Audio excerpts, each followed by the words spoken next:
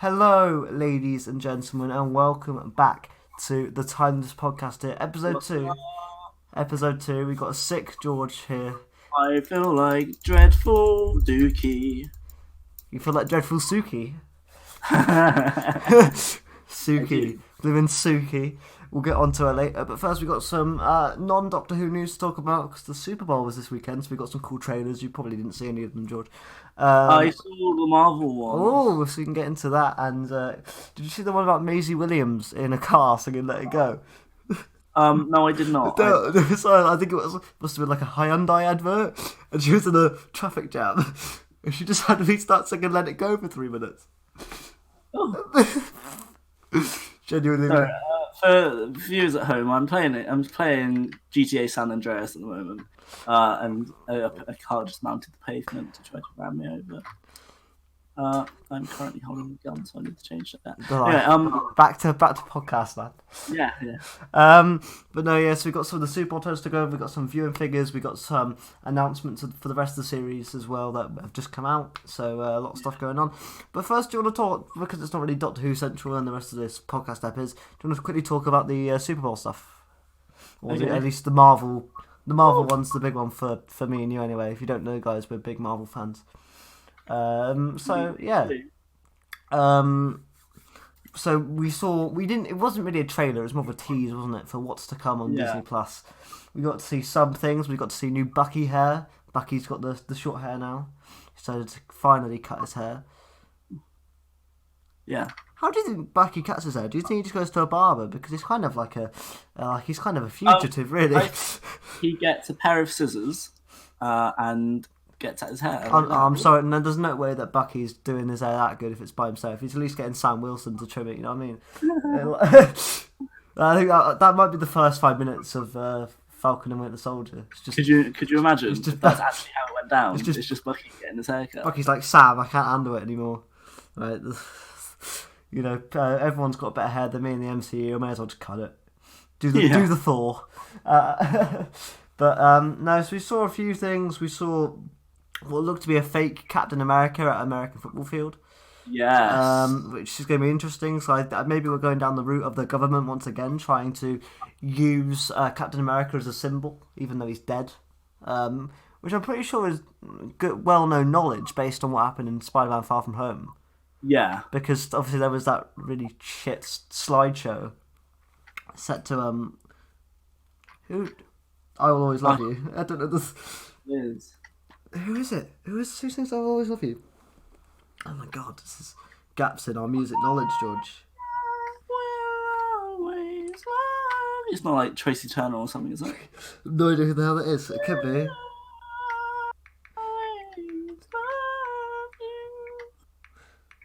Oh shit. Get out. Whitney Houston. Oh, it was obvious.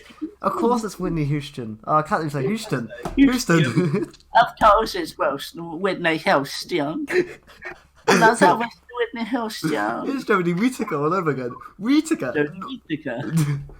Give me a new one every week. But this episode, Praxeus. Do you want to get into some figures for Praxeus now? It's already more on the butt captain. Actually, no, we need to talk about the rest of the stuff of the trailer. We got caught up by Whitney Houston, and we haven't talked again. For fuck's sake, Whitney Houston. Houston, like Texas. Why can't I say Whitney Houston? Next to each other. So the Winter Soldier and Falcon stuff looked okay. We saw the return of Daniel Bruhl playing Helmut Zemo again, which was already common knowledge that he was coming back. We've also got it's Sharon Carter, isn't it? She's coming back. I wonder if they're going to make a joke that technically the person she made out with in the Civil War could be like her grand something. That was a phase. I think this series is really though going to be. Sorry, keep going. I'm playing Make Noise. We know that this series is going to be 6 episodes long. They're going to be an hour each, which I think is a great length. As well, I think this series is mainly going to be used to make, because Sam Wilson Falcon's done nothing in the entire MCU really. This is going to be a series just to promote him now to be the new Captain America. Which I think makes sense, although Bucky, in terms of storyline, sort of makes sense, but you can't have a criminal be the new Captain America. Yeah. It's like when was it Kraven the Hunter became Spider-Man in the comics after Kraven's last hunt, but no one knew because Spider-Man wears a mask, but Captain America doesn't really wear a mask. He wears like a helmet with a lovely chin strap. Also, I wonder if there's going to be any like sort of comeback from the public, because it's wide knowledge that Captain America is dead. Is dead. Yeah. So I don't know if there's going to be some sort of like cool thing where people are protesting about the new Captain America because it's not their captain. I'd like hashtag not my captain. But no, I'd actually like to see. Like, no way! I actually really like to see a political MCU story about what is Captain America? Was it the man Steve Rogers that made Captain America, or can the symbol live on? Yeah, which obviously it will do, because Disney need to make more money, boy. And but from then, do you want to move on to the most interesting part of the trailer for me, which was WandaVision? This looks really cool. I like what they're going for here. This is definitely all taking place in Wanda Maximoff's head, though, isn't it? There's no way that this is either that or Vision's head. I think Vision's dead, unless she's gone into. Yeah, I know. Unless she's Ant-Man herself. There was the entire thing in Infinity War where Bruce Banner is saying how like Ultron is own, or the Mind Stone is only like a part of Vision, whereas the rest of it is like Ultron and him and Tony. Good old Ultron. So I think it might be Wanda. It might be Wanda going into Vision's head to try to recover something. So what you're saying is Vision, when he was alive, was a big fan of sitcoms. No, I think it's going to be, because obviously in the comics, Wanda Maximoff's power set is slightly different to how they've been shown in the films. She can like jump dimensions and like warp reality and shit like that. Whereas in the films, it's more been some weird telekinesis stuff. Yeah. So what I think is probably going to happen. This is what I think is going to happen. George's theory time, trademark. This is a George theory, so it's going to be right. So basically, what I think is going to happen is she goes into the Vision's head, and Vision seeing everything in black and white. At the end of Infinity War, he was black and white. Nice, yeah, I remember. So I'm thinking he's going to see everything in black and white, and slowly, as his systems are becoming more and more up to date, that's what we're seeing as they're going through the different time zones of each individual like sitcom. Okay. And I think that's why there's the shot where Wanda is in color, but everything else is in black and white. I think that's just after she's gotten into his head, and she's like, "What the hell's going on in here?" And then she has to try to basically like coax the memories out, and that's what's happening when she goes black and white, and it slowly progresses. Yeah, I more submit to the theory that Vision just loves sitcoms. This Vision, he's watching like the Brady Bunch or whatever, and that 70s show, and this was but no, I mean that's interesting. I just don't know how the characters they've already announced post that have come into the fold then, because they've announced that Darcy from Thor's coming back somehow in this series, as well as what was his name? I think it was Wu from Ant-Man and the Wasp, the FBI dude. He's also in this. Oh right, yeah. So that's going to be interesting. And then right at the end of this little teaser, I just want to point out, I like the fact they brought back the OG comic Scarlet Witch suit. Yeah. It looks great. Yeah, I know it's obviously going to be played for laughs, because there's no way you could take a... I think it's going to be a Halloween episode. Spooky Halloween. And it's actually a Halloween costume.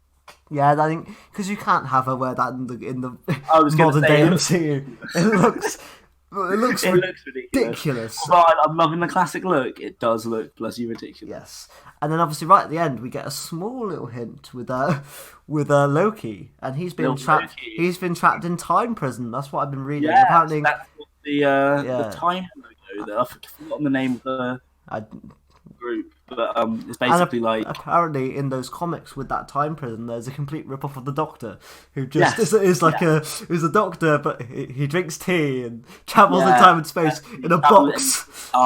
Yeah.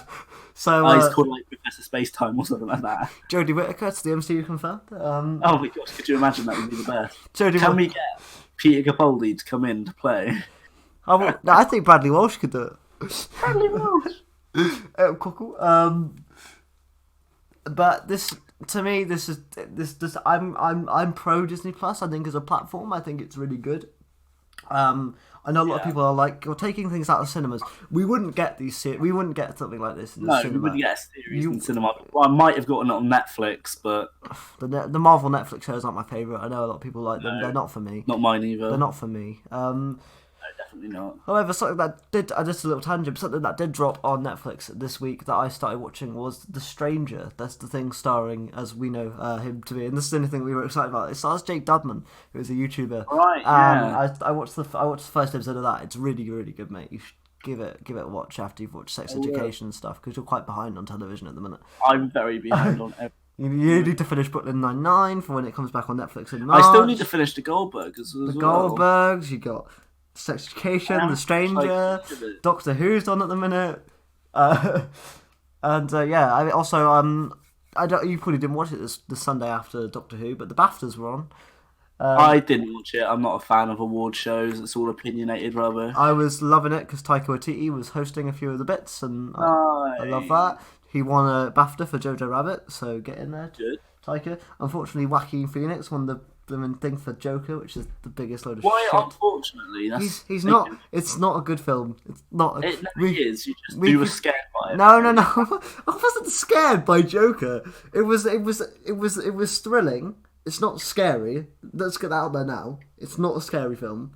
Like I say, it's opinionated gubbins. It's rubbish. We should just do an episode when in the off season about Joker. I think we should start reviewing films and like doing watch-alongs of films and stuff. I'm not rewatching Joker ever again. I'm not paying for that Blu-ray because it's so bad. But credit to 1917. That swept the awards. Good job to Sam Mendes. But no, do you want to get into some Who news? Who knows? Wait, mate, I've got three things we can start off with. We can start off with figures, we can start off with episode title names, or we can start off with the finale news. Well, no, let's talk about the actual episode. Let's not skip ahead to finale news. I'm doing news. No, it's not like spoilers. I'm not talking spoilers. I wouldn't do that here. It's just basic news. Yeah. I mean, okay. The only news I got on the finale is that it's been announced that the finale is now actually a two-parter. So yeah. That's all. It's not... Thanks, BBC's Instagram. No, I think that's a good thing. I like to know that. I think I wouldn't want to go into an episode and then see the title be this part 1 and go, oh, it's a two-part. I'd rather know going forward that now we've only got 3 stories left for Doctor Who series 12. And yeah, that leaves us with 8 stories overall. What do you think though? 2-part finale and 2-part opener? This is what did that? I suppose it was series 9 that did that mostly. Yeah, I quite like it. I like the idea of that. I like it too. I think it works more in the sense of I think I like the setup. I like the fact how the series is working. I think the fact that we're getting drip-fed things, maybe not so much this week. This is more of a Tesla episode type thing where nothing happened. But I like the setup of this, and I think we're going to see everything come to a head. Oh, because we haven't, just to clarify, we have not talked about this episode of Doctor Who pretty much at all. No, that yeah, and as you know, I like Tesla, so that might give you a hint of what I think of this episode. But nothing really happened in terms of the overall story arc. I know we can definitely agree on that. Nothing happened. We didn't learn anything. The Doctor didn't change. Well, we don't know if nothing happened until... I don't think then. I don't think this is going to lead on. I think, if anything, this might lead on to your potential spin-off theory that you were talking about. But if anything, but I don't see it becoming I don't see Praxeus virus coming back or anything. But no, 2-part finale written by the Chib. He did the opener. It was fantastic. So I have faith. Anything more you want to say on that front? Not really. So we have an episode title for next week's episode. I assume you've seen the next time trailer for episode 7. It is episode 7, right? I'm not way off my rocker. I believe so. I'm just checking. But I'm just checking, and it's literally let me just check next episode. It's called Can You Hear Me? And it's also written by Chris Chibnall. So we know that one of the episodes, either episode 8 or 9, will be written by a different writer. I don't know who that writer is. I just know that Chibbers is. So, but we know he's. So I suppose he must be writing episode 8, the other writer, because there's only one more to go after this. Yeah. So this is interesting. I mean, it looks like I genuinely thought it was the Return of the Nightmare Man, which got me really excited. But it doesn't look to be that way. If anyone should come into Doctor Who from Sarah Jane Adventures, it should either be A, the Nightmare Man, or B, the Trickster. Yeah. So I saw the claw that grabbed the person. It looks Slovene, but there's too many fingers. It looks Slovene, doesn't it? But there's too many fingers. Yes. I was thinking it could be something along the same. The Batherine. No. I mean the Nightmare Man. It could be something to do with the Nightmare Man, because it did look very much like a "I'm in your nightmares" sort of thing. Oh, by the way, he's a good character. There are spoilers coming up, so I'd say skip ahead for a minute if you don't want any spoilers going in to this next episode. Right. It won't annoy George as much because it's just a little thing. But the guy who was voicing that was the same guy that voiced the bits of the Timeless Child earlier in the series. So we could when there was the voiceover of the time, that it was the same bloke. So I don't know whether this is going to be really big, heavy. Okay. I'm just letting you know that next week's episode could be a massive one in terms of what's going on with the series arc. But again, just your nightmares. I'm in your nightmares. It's such one of my favourite Sarah Jane Adventures stories. Oh, it's so good. Luke's off to uni. We need to review all the Sarah Jane Adventures, man. Let's do it. We could do that. Too fat. I'd love it. I'd love doing that. Yeah. I genuinely love it each week. Right then, are we ready to get into some viewing figures? Yeah, sure, go. So, mate, I'll be honest, not good this week in the overnights for us. No. This is the first time we dipped below 4 million. 3.97. However, it did keep the 20% audience retention score. So if you look at it like that, it's not that bad. Top of the week, once again, was Call the Midwife at about 6.8 something million. However, we've got some consolidated figures for Prisoner of the Jadoon. We were right. It was up on everything. It was up on the last two again. It got 5.57 million overall, which is overall the second most watched of the series behind the what was the first? Spy from Part 1, which got overall 6.89, and Spy from Part 2 got 6.07, and then it just dropped.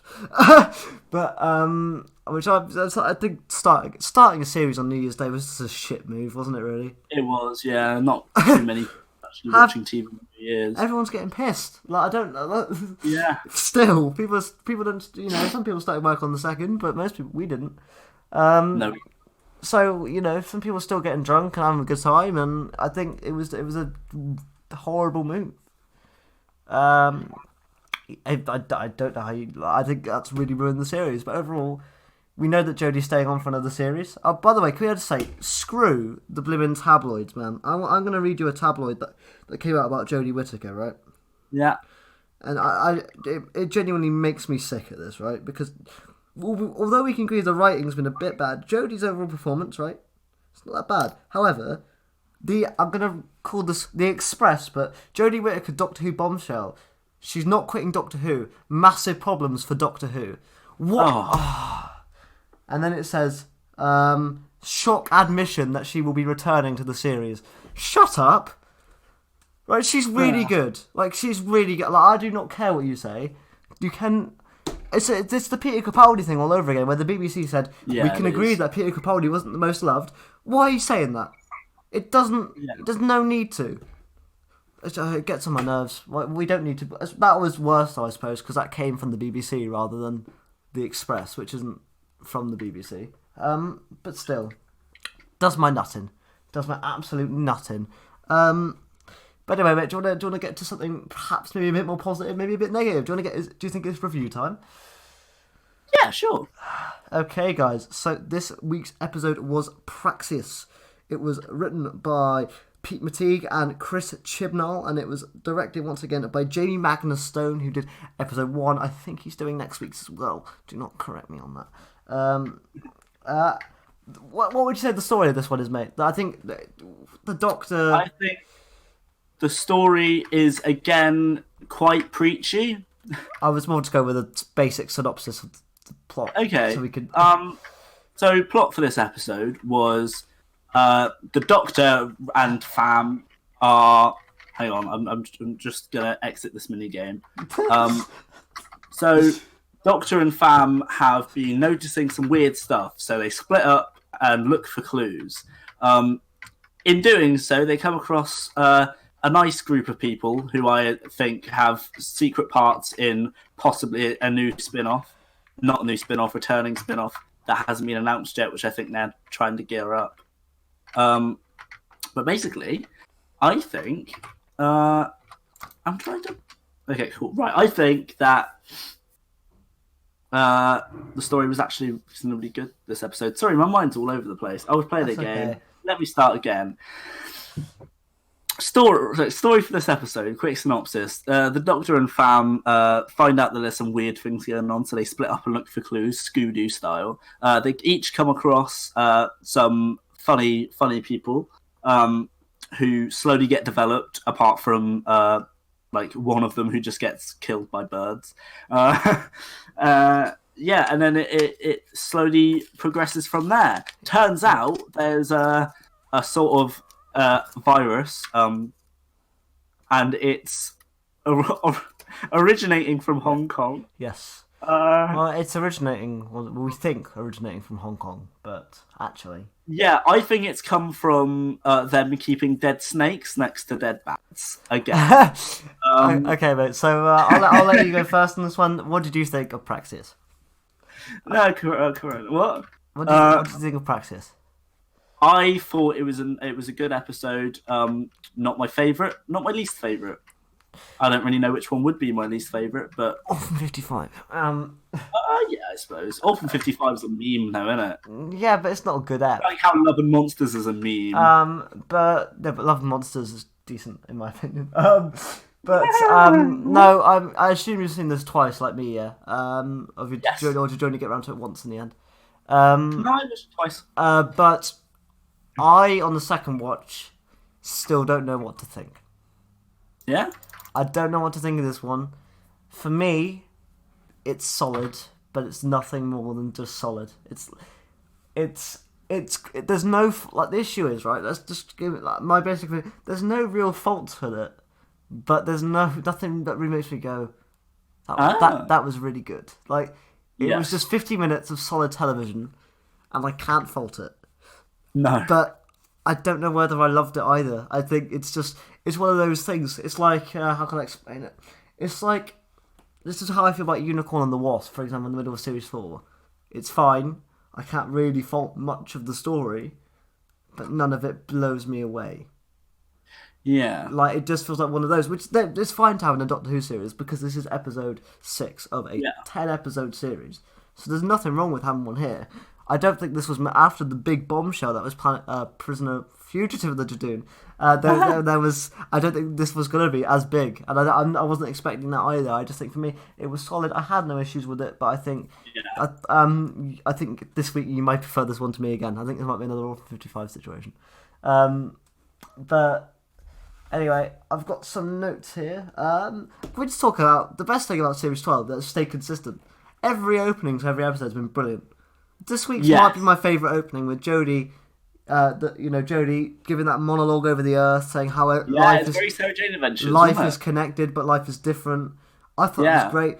I also put down I loved the text because the text. I don't know if you remember, but in Resolution, the text was when you travel to a different place. The text was so shit, but now they've got a decent text. So when you travel to somewhere, they write it down. It looks nice. But no, I thought it was really nice. And again, I like how the first person in the TARDIS team we see is Ryan. I think that's really cool because we see those YouTubers for a little bit. I was going to say, what is it? Two Girls Roaming? Yeah, we haven't heard of them either. So I'd have liked if Ryan would have known who they were because of YouTube background. Maybe they've only emerged in the previous year or something. Maybe. Come on, Ryan's not watching Two Girls Roaming. He's watching Who would Ryan watch? Big Blue Box. Big Blue Box podcast.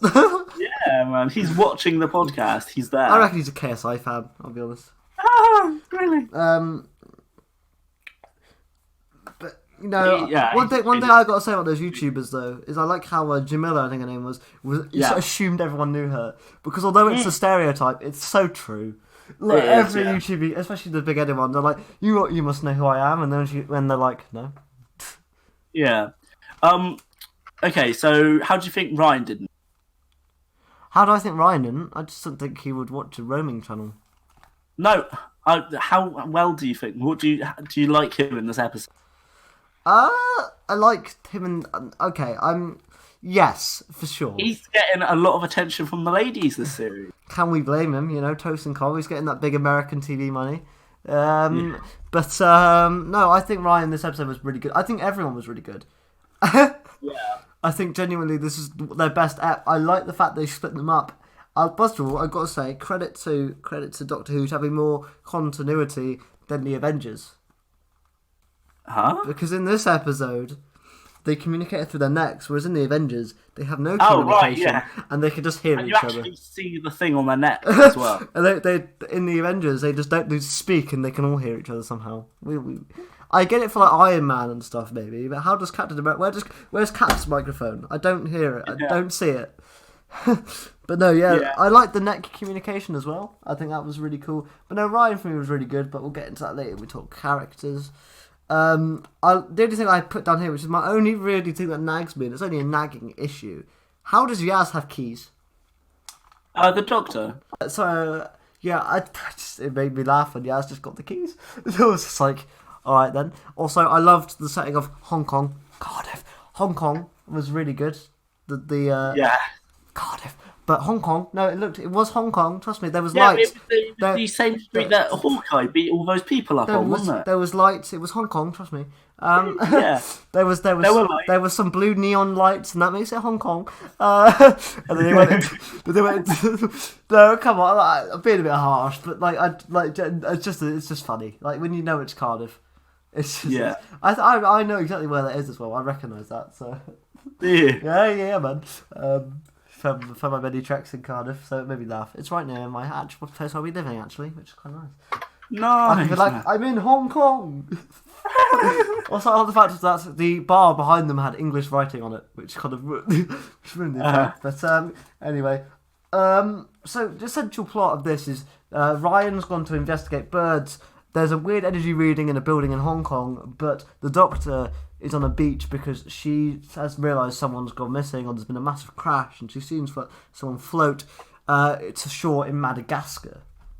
So that's what all our characters are doing. Ryan picks up the bird. However, this other YouTuber woman, she has a partner, obviously two girls roaming, and she went missing during the night, and they don't know where she is, except somehow they do, because she's at hospital. Well, we'll leave that there and we'll talk about... she gets a text. Yeah, that's what I'm saying. She gets a text from someone in the hospital. No, not necessarily someone in the hospital. But who could it be? I don't... Yeah, who was sending... One of her many subscribers. Who's like, hey, just making sure that this emergency temporal shift... making sure that these Daleks weren't you. But no, at the start of the episode as well, which something we missed out, we see a pilot crash down to Earth. Indeed. And he crashes, and we don't know where he goes. And then we see this police officer bloke tackle someone in a convenience store. In a supermarket, and he's like, "You have the right to remain silent. Anything you might say will irritate me dearly." Which I like. He did actually say. Yes, I love that. And we find out he's actually an ex-cop, and he's in the bar. He's in the bar, and he sees on the TV that this astronaut Adam Lang, who was just the bloke from Casualty to me. He's just a bloke called from Casualty who may or may not be equivalents of Ant-Man. Did you recognise him from Casualty? I did. Yeah. I was just like, that's the ambulance driver from Casualty. But we see that he's got a text from Adam, and we don't know what his relation to Adam is yet. But he's somehow got a text from Adam, but it's from an unknown number. I have a funny story about this, by the way, which I'll say when we get to the point. But the Doctor's story is a lot shorter in the build-up. She just goes to shore. She sees these two other people, Suki and the other bloke. I don't know his name. Yeah, he's the bloke who gets eaten. Yes, and We should call him Dwayne. they try and save this American naval officer, but they can't. He's been infected with some virus. She's like, "What's your name?" And he's like, stereotypical American accent," and then he dies. But he explodes into sand. Yes. Which immediately, by the way, made me think, "Oh, this is a tie-in to Sleep No More." If they did that, immediately, I was like, "Oh, okay." If they did that, I would have gone, "Nope." You just suddenly hear Mr. Sandman. Bring me a dream. Boom, boom, boom. His name was Zach Olsen.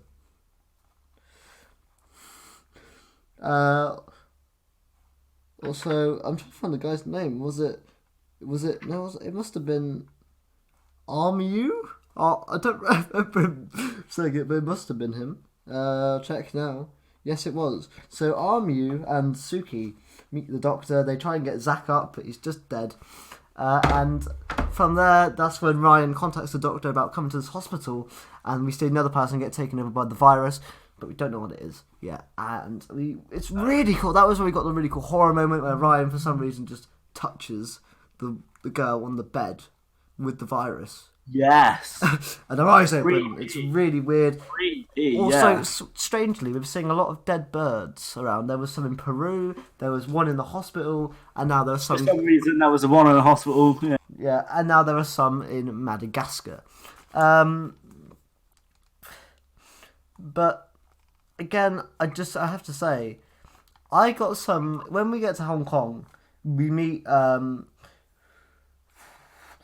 I'm trying to think of his name. Because I know Adam's name. Jake. When we meet Jake properly. Yeah. It's just a really cool character. I mean, we'll get into the actor in a bit later, but a really cool character. Isn't he another one from Hollyoaks? He might have, I don't watch Hollyoaks, mate.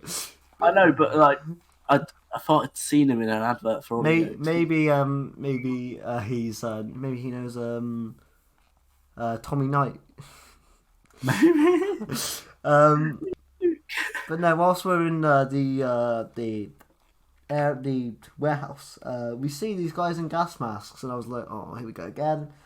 They had weird blasters, but I got some weird Day of the Moon vibes from this.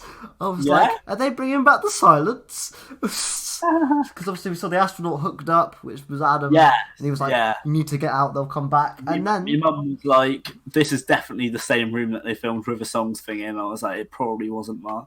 No, it definitely wasn't. You could tell that this was actually a warehouse where they filmed River Songs, where it must have been the soundstage. But I like the fact that Graham doesn't know how to use technology. It's a small joke that made me laugh. That's the sort of humour I want from Doctor Who. I thought it was really funny, really good stuff. And then when they're in there, before they start getting shot at, they walk in, these two guys wearing gas masks and full on like protective hazmat clothing. Yaz tries to steal like a tablet, which just reminded me of Night at the Museum. But as soon as she tries to steal it, they obviously hesitate, and she, for some reason, this annoyed me a lot. She said, "Hesitation, that's good. Why did you say that out loud? Just thinking." Yeah. Hesitation must be valuable. It's like, shut up. Shut up, Yaz.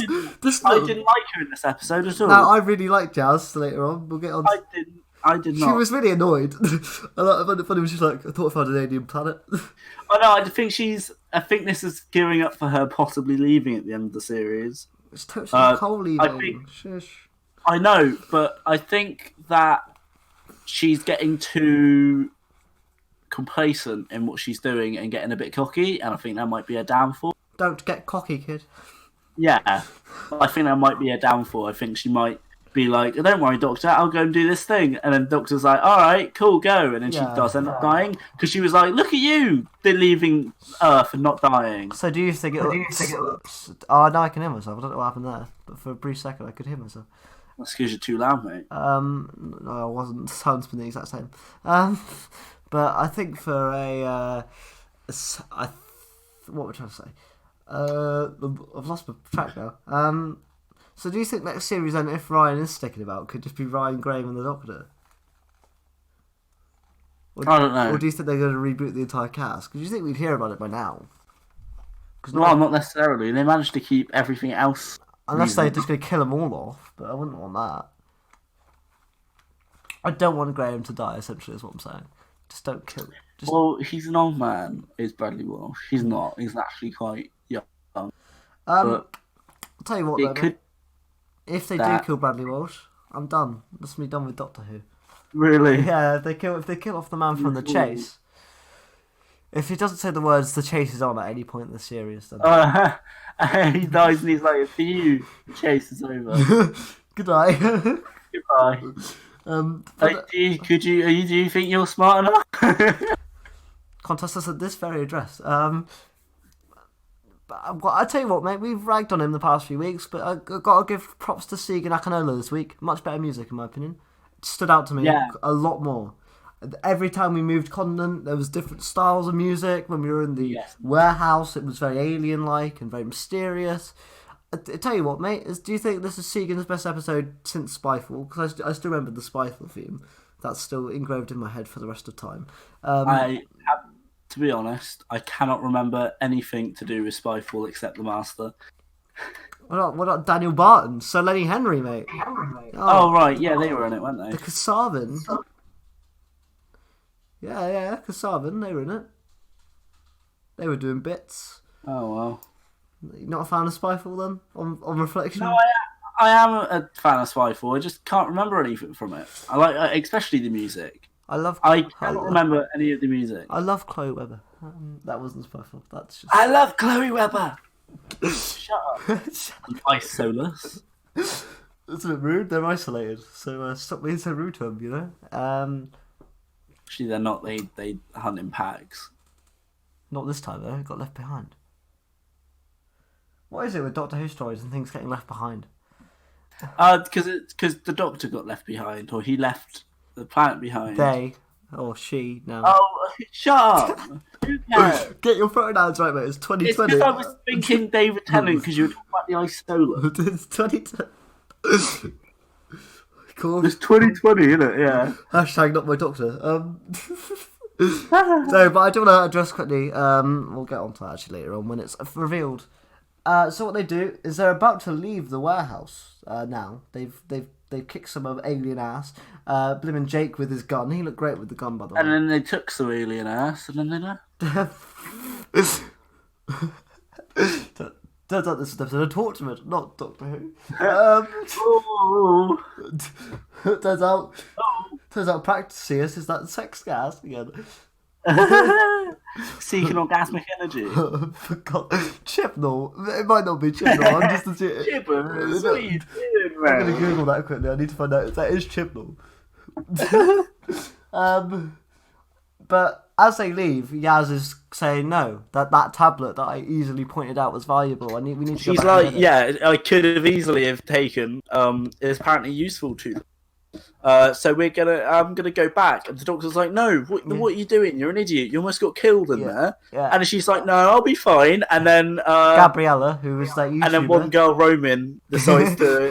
she's like, oi, I want to be in Torchwood. Let's go.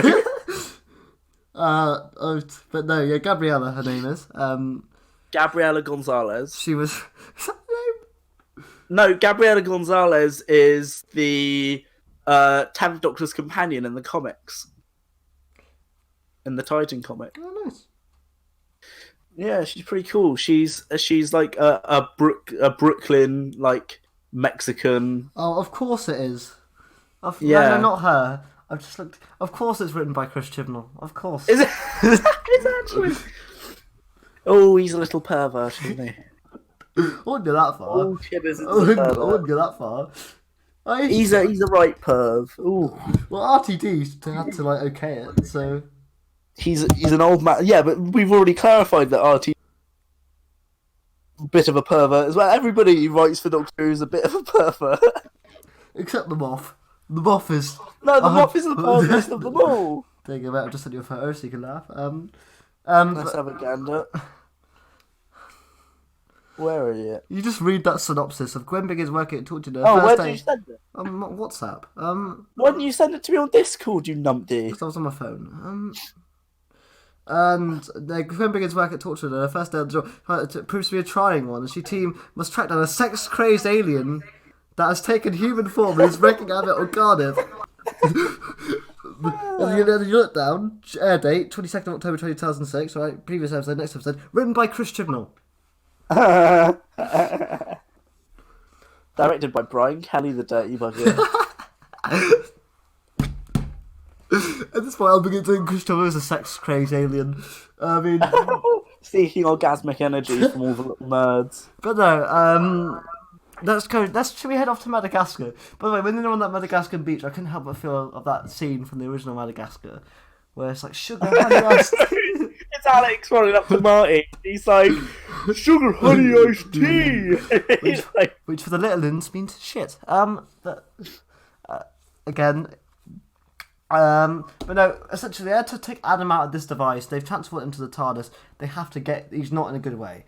They have to get him into Suki's lab and try and do some tests on him. However, these birds, they've turned up in a massive rave. They're all floating around, and that other bloke, I forgot his name. Not a bunch of birds are called. A flock. A flock. That other bloke, I can't remember his name, poor dude.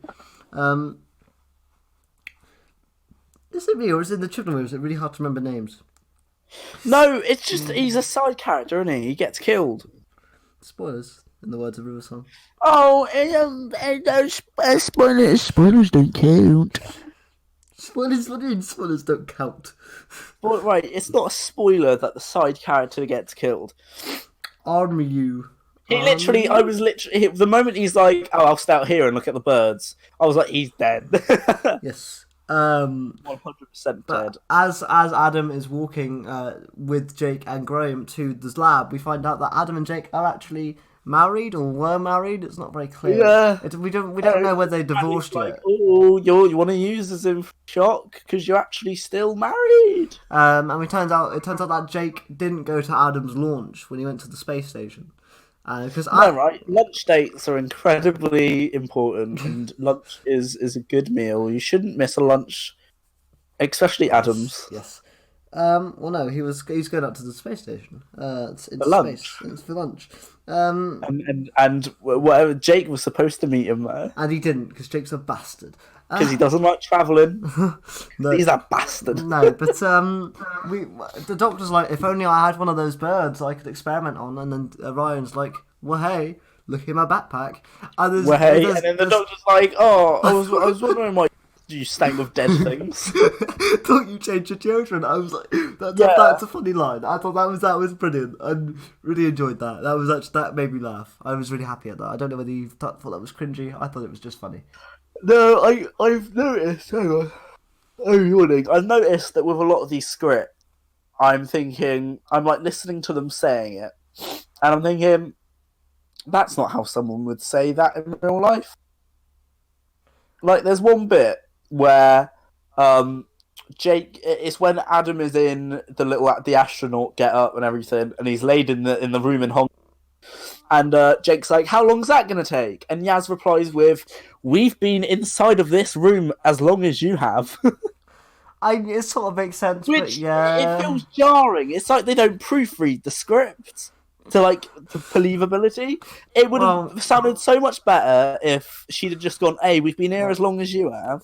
Shut up, you know? This is how I feel it goes down in the Doctor Who writers' room. Let's go through the eras, right? So RTD, you look at a script and you go, right, you do this, you fix this, you fix that. Moffat, he's already on the wine by the time he's proofreading the script, so he just makes a few changes. Oh, River Song, yeah, they'll make out there, yeah.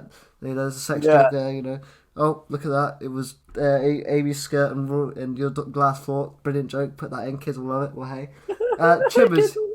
Chibbers is like, is there a sex gas in this one? Is there a sex gas in this one? No, Chib. I don't care then, just shove it out. Is there a sex gas in this one? No, then shove it out. I know, I'm joking. I think Chibber's done a lot better this year. I think he's going to be one of those... Yeah, he's doing all right, isn't he? I think he'll be one of those writers that grow into it. You know what I mean? Whether he'll be just there for Jodie, or whether he'll stay on, I don't know. Jodie has said that she can't play the Doctor forever, which I mean, I'd be happy if Jodie stayed for it. Obviously, she's staying for Series 13. That's confirmed now. Yeah. Which I'm happy about, because I think Jodie's Doctor's going from strength to strength for me. Yeah, of course. I feel like a Doctor needs to stay for at least 3 series. Unless you're Eccleston. Yeah, I know, but like No, I usually find it takes to about the second series of a Doctor to start enjoying their stuff a bit more. The only one that didn't do that for me was Smith. I was instantly into Smith. Oh yeah, same. Instantly into Smith, I thought, but and Capaldi as I well. was instantly into that. No, Capaldi, I took a little bit of a while to get used to. So I think series 9 was worse series. I think series 9's awful. I think series 9 is better than series 8, 100% better. Absolutely not. Has one good episode. What's that? No, actually, it's 3. It's the Saigon 2-parter and also Heaven Sent, and those are all cracking eps for me. But I like series 9. I think there's some really great ones in there. Hellbent. Hellbent's better than I remember it being. What? No, not for me. But again, I think this really shows the difference in the writing here, because after they get Adam in, Jake leaves because they've had a bit of a falling out. Jake and Adam, they've had a little bit of a and Graham goes and speaks to Jake, and this is my favourite scene of the episode, when Graham goes and speaks to Jake on the beach, and Jake's like, "Do you know how difficult it is to be married to someone so brilliant?" And Graham doesn't say anything. He just looks off into the distance and has that little look. And he has a bit of a wank. And don't ruin it. That is the best scene in the episode, though, because Bradley's acting in that was sensational, wasn't it? It was just, like the little subtleties in this performance, which normally in Doctor Who you don't get. It's subtlety in Doctor Who, not really its MO. So to see that, his mo. but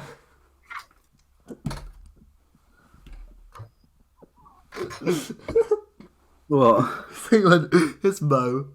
It's Mo, yeah. Oh, let me laugh. But no, I love that scene between them. It really set Jacob as a character. Kind of showed how he's not laid back enough. He's kind of very. Seems to be how it is. Which I think leads me into my next bit, which is a theory of mine. Do you want to get to that at the end? Because it sort of ties in at the end of the episode with some of the dialogue. Are you sure? Yeah, man, because she says right at the end, "We'll be seeing you soon," or whatever. I don't know. There's something along to that. Or we'll do it at the end then. But as they're experimenting, Yaz has took the tablet. She's, done all that jazz. Yeah, she's taken the blue pill. She's now in them. But while Yaz is wandering around with Gabriella, they see that one of the gas mask people has teleported. And they're like, "Ooh, let's follow him, shall we?" And then Gabriella's like, "No. Don't be an idiot, Yaz." But Yaz is like, "Two girls roaming," and then Gabriella's like, "Oh yeah, that is my YouTube channel." Gets the camera out and starts vlogging. Oh yeah, that is my YouTube channel. Starts vlogging. What's up, guys? Welcome back to Two Girls Roaming. It's me and Yaz. The other one's dead. Let's. But as Jodie's dissecting the birds, there's so much plastic in it. And this is where this episode is so much better than all from 55. The political message in this one worked for me tenfold. Because this is how you do a political message in Who. You scare people. You wrap it within the story.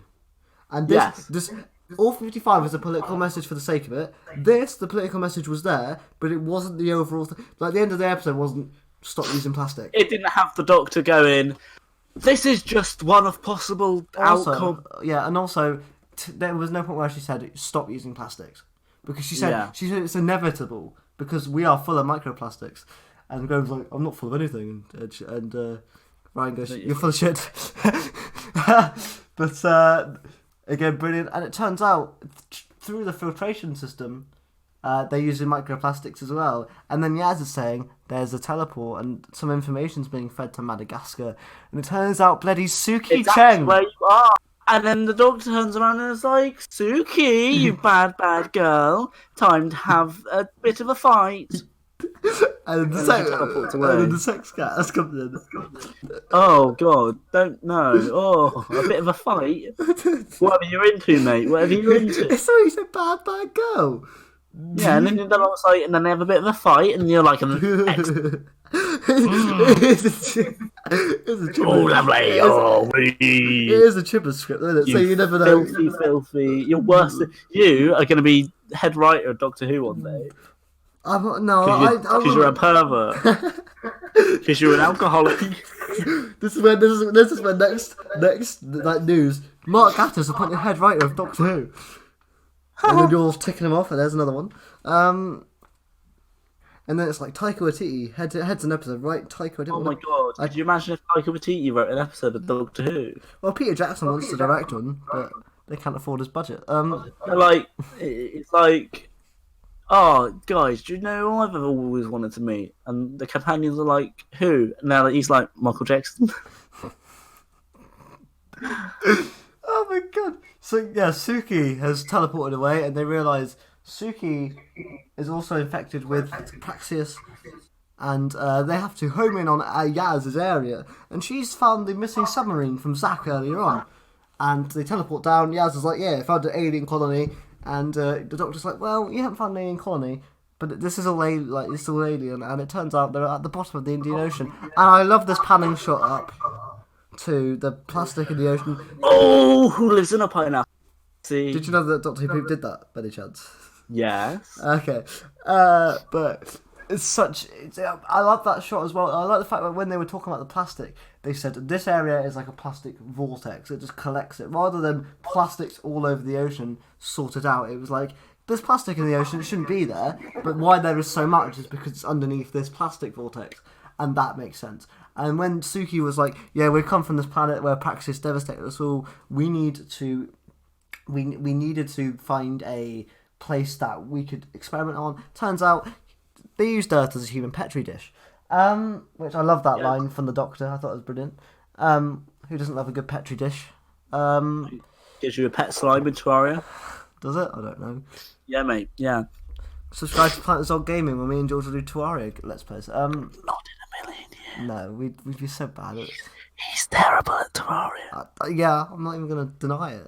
Shit. But Suki then succumbs to Praxeus, unfortunately. Just so happens to be that's how Suki... Suki, you fool! Suki Houseboat from... is that Toast? Suki Houseboat? What is it? It's something called something Houseboat. I think it is Suki Houseboat. From Toast. And whilst they're doing this, the Doctor's left Adam and Jake in the TARDIS, and Jake is being used as a patient 1 on the cure for Praxeus. Adam. Oh yeah, Adam, sorry, is being used as patient 0 for Praxeus. Jake is like, I don't want you to do this, because they've started to kind of rekindle together. But Adam's like, no, fuck you. And then I'm doing this for myself. There's another brilliant. You're not actually my husband anymore. There's another brilliant scene where they don't think it's going to work. There's a bunch of beeps and bloops. His heart rate's going down, and he's like, "Dead man's wish, live a little. Don't hide anymore. Live in the moment." And I thought that was a brilliant scene at the end. Then the TARDIS at the nick of time brings up some kind of stool or something, and that has the antidote in it. But it's too late for Suki, unfortunately. But as Adam comes out. Because she just exploded. She dead. She turned into Sand Sleep No More. Mr. Sandman. Bring me a dream. Boom, boom, boom. But then it turns out... In comes Spider-Man and Venom. Turns out that they can use the ship that Suki got here on to disperse the antidote and save everyone. And they have like... Amazing Spider-Man. And they're going to do it. However, they don't know whether the autopilot will work. So they all run back to the TARDIS before they blow up. However, Jake isn't there. He's in the and I'm like, oh, where's he gone? And it's he's in the you get a little call, and it's Jake being like, is this on? No. Is this space shuttle blue box? And for some reason he knows how to speak space lingo now. No, I think to be fair. He's there going, is this on? This is space shuttle blue box. Are you reading me? He should have just been like, all right, guys, it's me. Hello. Sup, guys? This is one man roaming. One man roaming. Kevin Bacon. And then he's about to pull an Adric because he knows he's going to die. The ship's not He's getting about to pull an I'll never know if I was right. But no, he's doing it. The ship's dispersing the antidote around the Earth, and just in the millisecond that the ship's about to blow up, the Doctor saves him. And then I have to say this: credit to the BBC and Chibnall, we get another great LGBTQ moment in the series. It works well. It's not ham-fisted down your throat. This is how you do representation. Not as much as they were ham-fisting down each other's throats. Way, but no, this is how. Can we just say, right? Anyone that said that this had a homosexual agenda is a joke. You are a joke. It's turn your clock to 2020. I'm sick and tired of looking on Twitter and seeing everyone online going, this shouldn't be in Doctor Who, this is wrong. I have a funny story about this. So my dad was downstairs whilst me and my mum were watching this episode. My dad's got very Victorian. I know where this is going. I know it's going. He's a bit more open to it now. Like he was just after watching this episode, was he like, actually? No. So basically, Adam and Jake, the two characters, they have a passionate kiss on the TARDIS when Jake is saved. Mm-hmm. And my dad looks up, and he was only half watching the episode. He goes, "Oh, why is he kissing his brother like that?" and me and my mum look at him and we're like, "What do you mean?" It's like, it's his brother. I'm like, "No, Dad, they're gay. They're not related." Chibnall again, going on the great storytelling. Chibnall being a weird, incestuous perv. And my dad was literally like, "Oh, why is he kissing his brother like that?" Like, oh my god, very funny. Oh my god, that could never have been better than that. It was just the noise with the oh. Did you actually make those noises? Yeah. Like But then they're able to save it.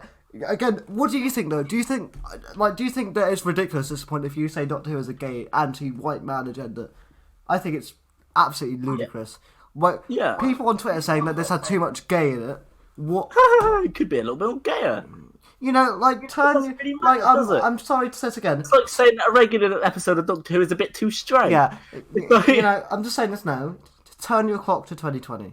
This is a joke. Yeah. The BBC aren't pushing gay propaganda in your face. They're not pushing they're not pushing any propaganda in your face. This episode was about anti-plastic and saving the world. And if you have an issue with that, fine. I mean, you're wrong. And in this day and age, you're wrong. It would have been exactly the same scene if Adam's character was female or if Jack's character was female. Yes. Because in the end, it's just two people kissing. And if you have a problem with two men kissing, you need to sort yourself out. I'm sorry. It's their new YouTube channel, Two Men Kissing. Like two girls only. But again, no, I think, to be fair, I'm happy he got saved at the end. Some people are like, it takes away from the sacrifice. I think his character grew from the fact he was saved and I think the story would have been incomplete if he didn't get back with Adam at the end. If Jake didn't get back with Adam, the story would have felt incomplete. And I think Jake is one of my favourite side characters in a while. These three that we met, I can't remember. Why am I forgetting the name now? Gabriella, Adam, and Jake. They've been some of my best side characters. Yeah. All the time. Maybe Can I do my theory now? Well, I'll just quickly get to the end of the episode where they drop them off and they're like, "Bye, Doctor," and then they say a line, "You can leave the Earth in our hands now." Yes. And Gabriella's like, "You should come see us sometime," and the Doctor goes, "Yep." And he's like, "Yeah, we'll be coming back. Don't worry. But in that time, you better have this planet all right." So that leads me on to my theory that this lot that we have just been introduced to is going to be some sort of new Torchwood gang. So a couple episodes ago, we got. Oh, it was last episode actually, wasn't it? I don't know. Depends what you're talking about. Last episode, we got Jack back. Yeah. And he's there now. Mm-hmm. No group, but still very much there and present in the universe. Jack's always there, man. He's always been there. And I think that this group of people could be the start of a new Torchwood group, headed by Jack. Still, maybe not for long, but bring headed... Gwen in as well. Good old Gwen. Yeah, bring in Gwen Cooper. Yeah, I feel also she'd do it. She does so much Big Finish stuff. Yeah. I'd be surprised. Also, What's her name? Also, What's her... I love how you say don't bring Jack in for long. Barrowman would do Torchwood for as long as they want him to do Torchwood. Oh, 100%. He wouldn't but go. He wouldn't go on too busy. No, I think you need Jack. I think you. I don't think you could just use these to like these. Bring back Yvonne Hartman.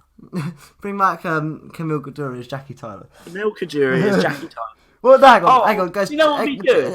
If the Torchwood group do you want to do ended up being Jack, Gabriella, Adam, Jake, Martha Jones, and Mickey. Do you want to do our dream Torchwood cast though?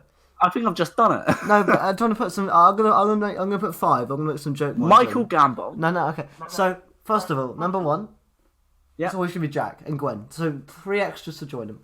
Who could we pick? Okay. I'm gonna go with Linda with a Y. Okay.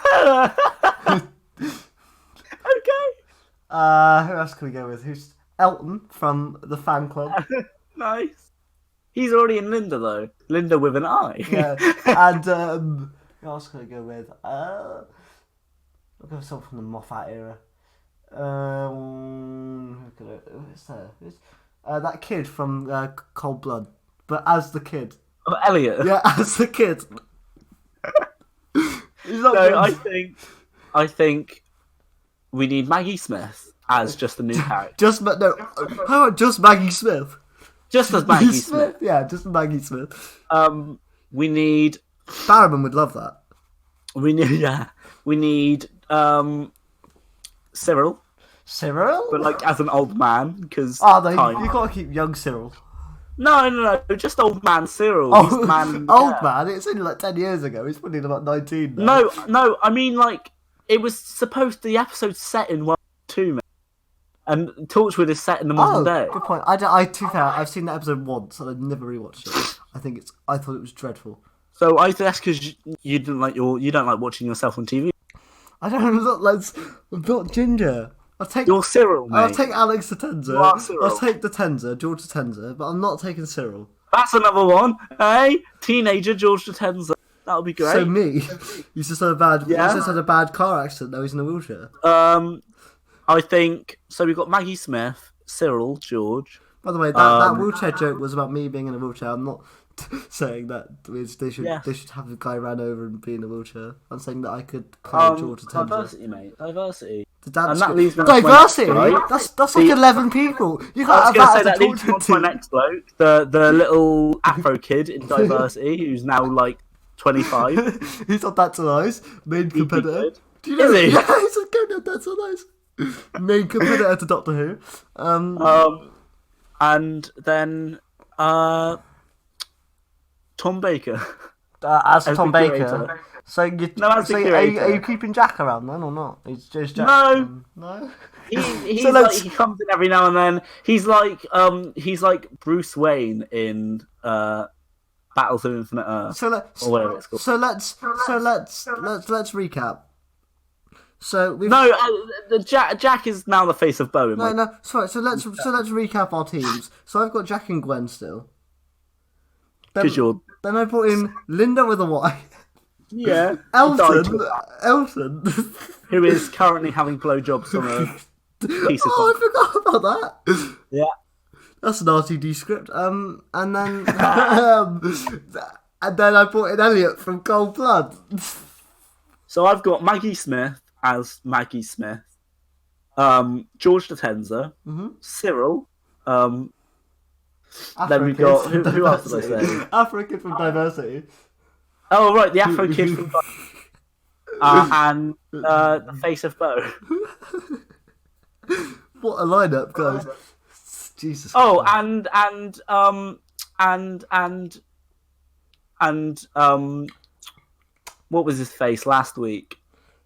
The companion bloke. Lee. Lee. Well, that all is Alan. He'd be great on the team. Huh? All is Alan. Oh, mate, he's dead. Yeah, but What you do? he could have been a Torchwood agent all this time. Oh, you know what would be great? What? Getting Luke, Clive, Ronnie, and Maria in the new Torchwood. No, okay. So who would you think would actually be if they were going to bring it back, but not with these 3? I'd say Jack, Gwen, because you need 2 of them as the same, otherwise the show's not going to work. Then I'd say bring in Clyde out of the 3. Yeah. because I don't think Luke would join a Torchwood team. I think he's too like anti-guns. I think Clyde would be up for it. Martha would work. And Mickey would work. Yeah, I think Martha and Mickey would be a good shout. Mickey. So what's Noel Clark up to? Mickey, nice to see you. What's Noel Clark up to? Noel Clark is doing nothing at the moment. He made a very successful trilogy of films. I know he did. But they weren't Doctor Who. So that's our little Torchwood tangent. So then, RTT. Let's quickly break it down. Characters, it's going to be quite quick for some, a bit longer for others. Let's go. So what do you think about Armu then? Poor bloke, got killed off. I thought he served his purpose well as a side character that was set up to die. He's an idiot. He shouldn't have waited outside. No, but they needed someone to watch the birds. Yeah, he could have done that from like the door. But he didn't need to be that far away. Also, I'd never like a bloke who gets how to stand up while running away. He had plenty enough time to scramble back to his feet. Yep. Did he? No. He's a fool. He should have died, and he did. I just want to say, I got an email from my university that I'm going to, and I just got an email, and it said, to let you know, on the course that you have been on, over 20 of our graduates have worked on Sex Education Season 2. So they were like, even though I'm already at the university, they're still advertising for me to still go to the university, even though I've accepted it. So you go. So yeah, no, I thought he served his purpose well. I thought he was alright. What did you think about poor old Zach Olsen then? He was there for 2 seconds, blew up. He was very good at blowing up. There you go. Oh, what, the bloke on the beach? Yeah. Don't care. He had a rubbish American accent. Yeah, Tristan DeBear wasn't the best actor. What did he? He was all like, they were on board, and she was like, what do you mean it's on board? And it's like, I don't know. I'm American. It's dumb. What did you think about Joyce? She was one of the girls roaming that got pipped. Oh, the one who got killed? Yes. She wasn't around long enough to really have a say. Poor Joyce. What do you think about Jamila? I really liked her. Gabriella Tuoli, I thought was really good. I thought when she first came into the story, I groaned because I thought. Did you say Jamila? That's her name. Who? That's the other girl roaming. Who's Jamila? You said Jamila. Yeah, there's a Jamila here. Who's Jamila? Who's Jamila? That's the other girl roaming, isn't it? Might be. Who's the other girl then? What's going on? We got our characters wrong. Okay, Jamila is the other girl roaming. I don't know who Joyce is. Oh, Joyce is the shopkeeper lady. What? From when Jake dumped the kid on the ground, Joyce, the person I thought was the other girl roaming, is actually the shopkeeper lady who you need to get your eyes sorted out, mate. What are you doing? Oh!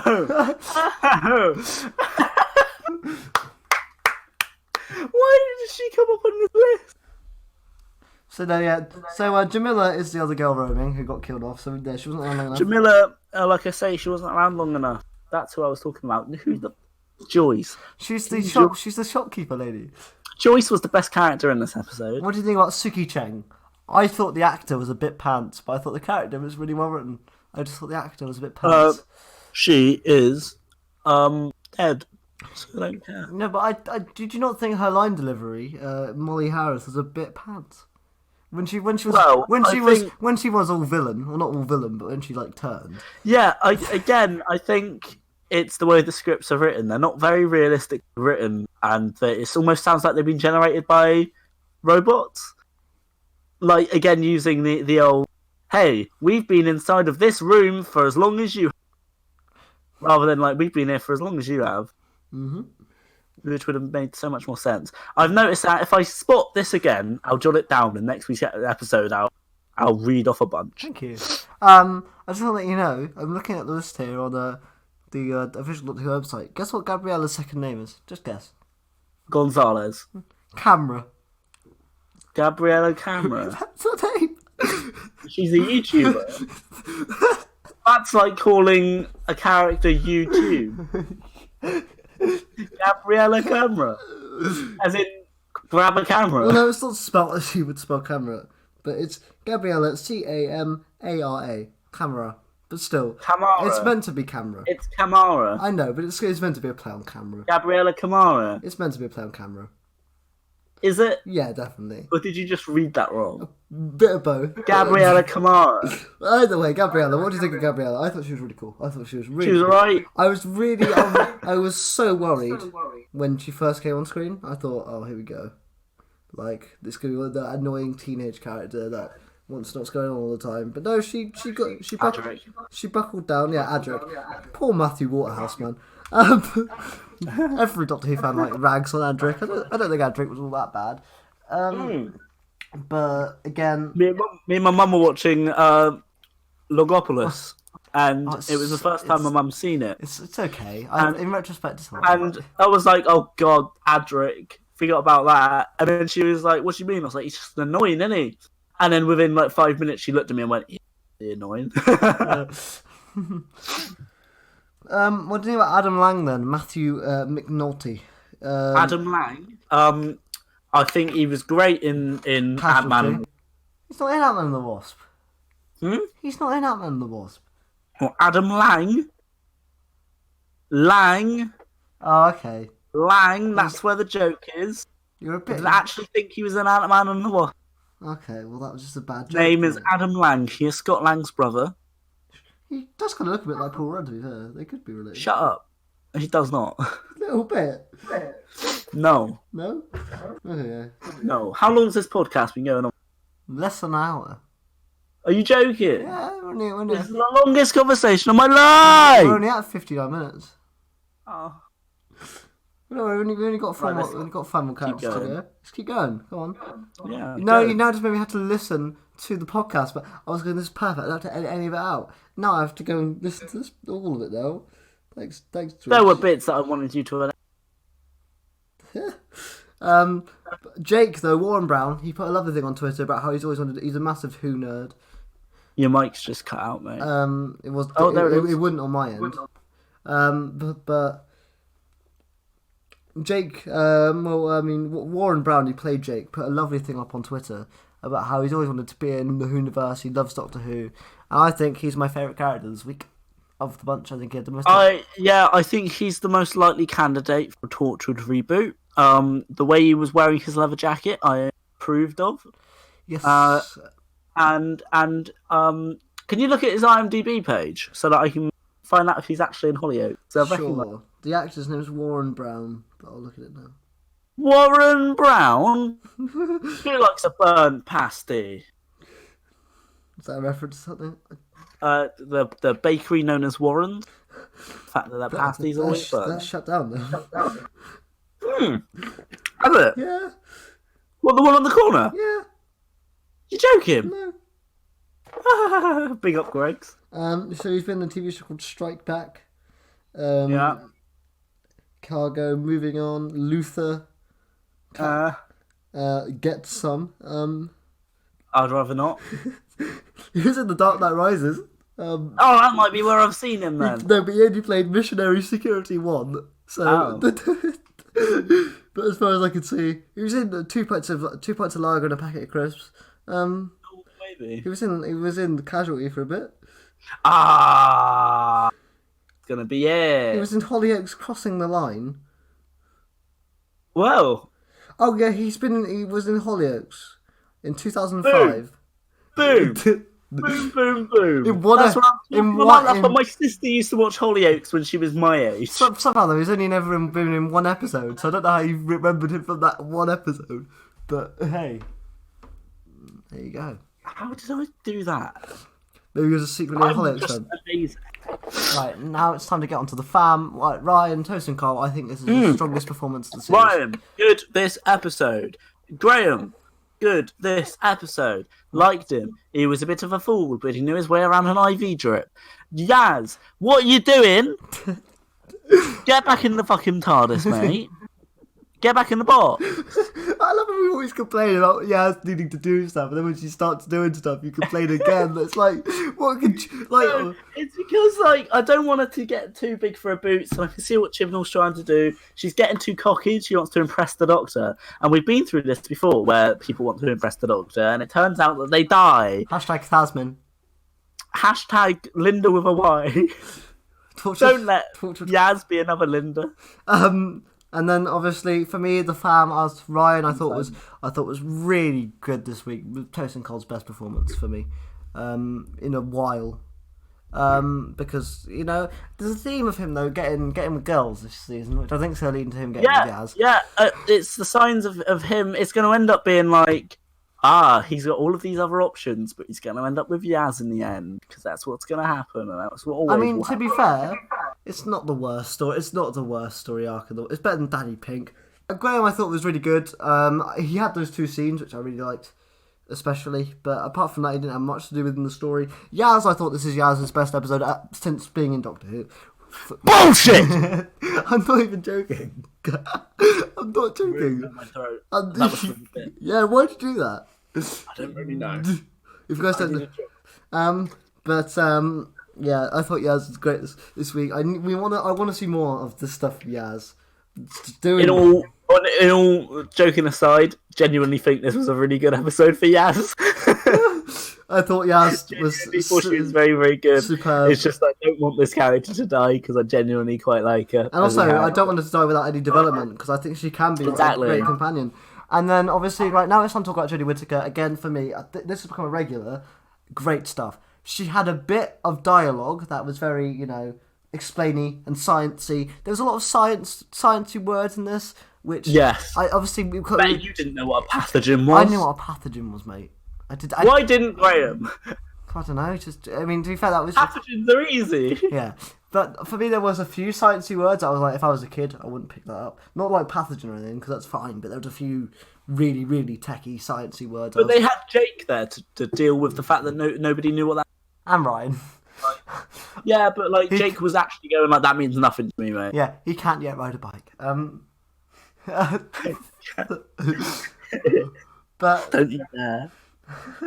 But no, apart from that, Jodie Whittaker I thought was great. She didn't have that moment this week where she was angry or whatever. She was just really solid. A solid episode for Jodie, I think. You surely agree. She didn't have anything outstanding, but that's because very good, yeah. The script didn't give her anything outstanding to do. One thing I have noticed is that a little while ago before this series...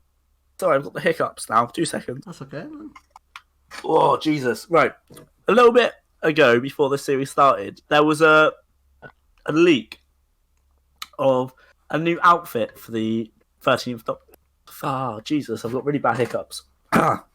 Breathe for a few seconds. So there was a leak of a new outfit for the 13th Doctor, which had her sporting a blue coat rather than a grey one. I've never seen this. Have you not? I haven't seen this at all. I don't know what you're on about. I don't know if I remember it correctly. Hang on. If George can find it, I'll put it on screen now for you guys. But I don't know this. I remember seeing Colin Baker in a blue suit, and that leaked at one point, and it looked a lot nicer than his weird. Even though I like his strange color palette stuff, but yeah. Did I dream? I think you must have. I don't remember this at all. And without being me, I'm much more active on Doctor Who social media than you are. So I think if I would have seen everything else.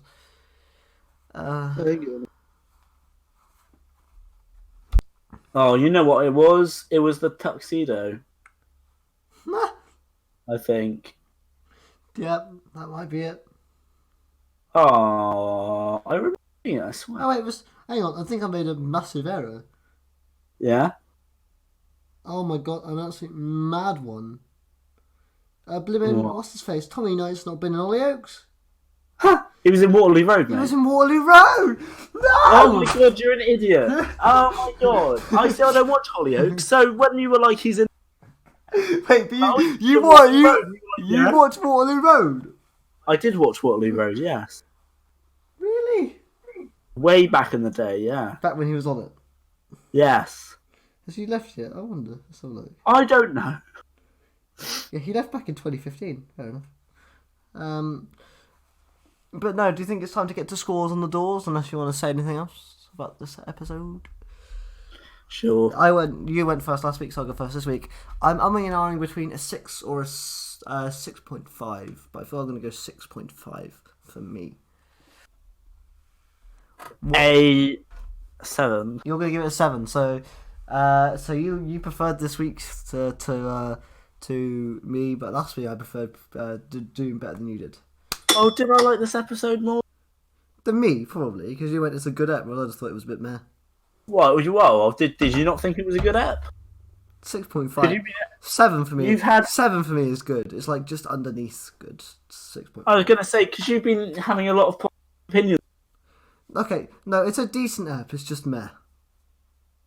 It's like a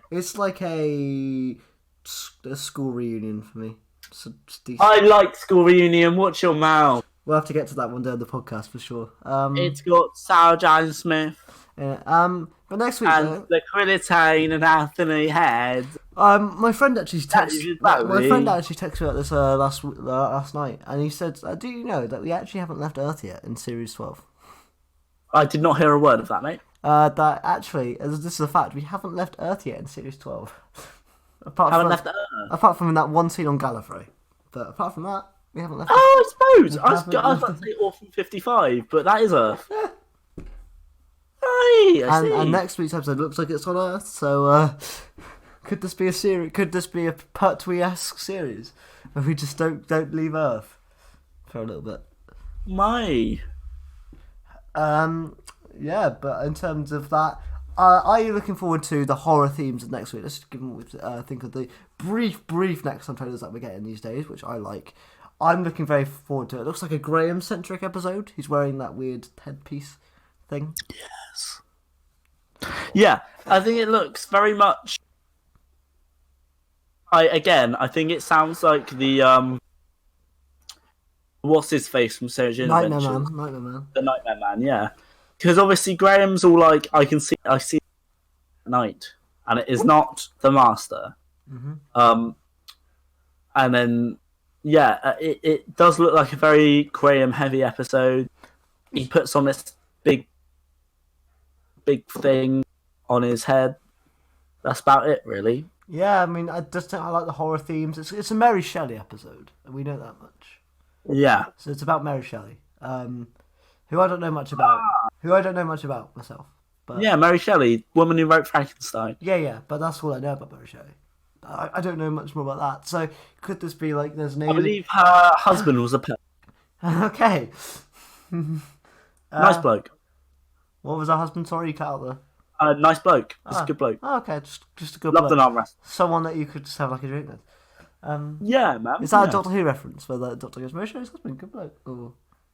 Huh? Was that a Doctor Who reference where Mary Shelley's husband is a good bloke or something? Or...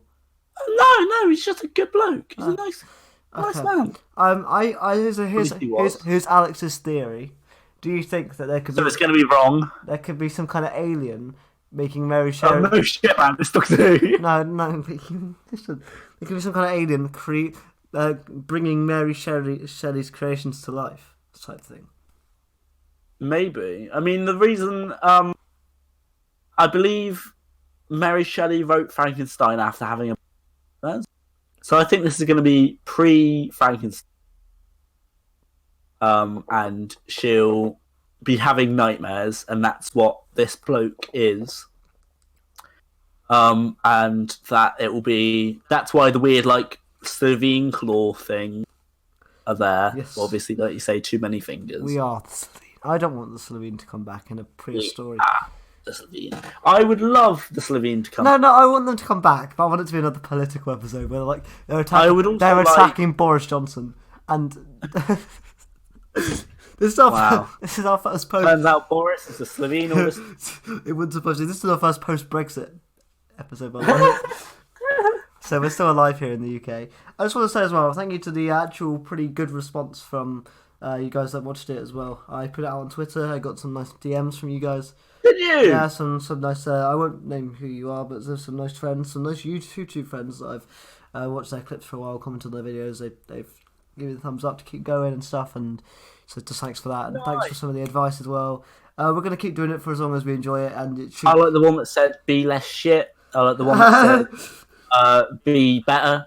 But no, yeah, I haven't seen any of these. The reason that me and George have essentially done this is just to create a way for us to talk once we go to university, because we're off in September. Yeah, we man. want to have some fun. It's been some fun. And we might as well start now. See, Yes. I don't see you enough, having seen you every day for the last 3 years. Yes, but also we got an announcement. I'm caving, and George will be happy about this announcement. In 2 weeks' time, we're gonna have a bumper episode of the podcast, episode 4, because we've got episode 8 of Doctor Who, but also there's a little indie film coming out here in the UK called Sonic Hedgehog the movie, and we will not only be reviewing Sonic the Hedgehog and Doctor Who, we'll do it in the same episode, so it could be like 2 hours long. It's going to be the bumper family pack. So it's going to be a bit of a longer one. Could be upwards of 2 hours. This is now on podcast. He has admitted. We'll go to see Sonic the Hedgehog with him. The only issue is that it comes out on a Friday the 15th, which is Valentine's Day. The 14th. Friday the 14th, which is Valentine's Day, but we've only got Thursday, Sunday, Monday. No, Friday, Saturday, Sunday, Monday to watch it. So we might have to go Monday night, so it'll be fresh in our heads for podcast. But that's going to be upwards of 2 hours, maybe even longer. I thought we'd go midnight release, mate. There's no midnight release, unfortunately, because it's Sonic the Hedgehog. I've checked. No. Can you imagine? So I'd totally go to a midnight release of Sonic the Hedgehog. So just keep in mind, next week's regular ep, about an hour and 20 minutes or so, like the regular ones have been so far, and then episode 4 will be about upwards of 2 hours, maybe just under that area, because speaking Doctor Who alone was an hour and a half, and also Sonic's double the times of that. It will be a lot more shit, trust me. Because we're not as fast as Sonic. Any episode of Doctor Who. Getting up fast. Chili dogs. But anyway, George. You're too slow. I just want to say thank you to George for doing this episode, because he's genuinely feeling really, really, really shit. I just want to say thank you for doing this ep, because I know you've been feeling really, really shit today. Yeah, I feel like shit. But talking about Sonic the Hedgehog's perked you up a little bit. But anyway, guys, we shall catch you next week. There will be one more video up on Planet Zog this week as well.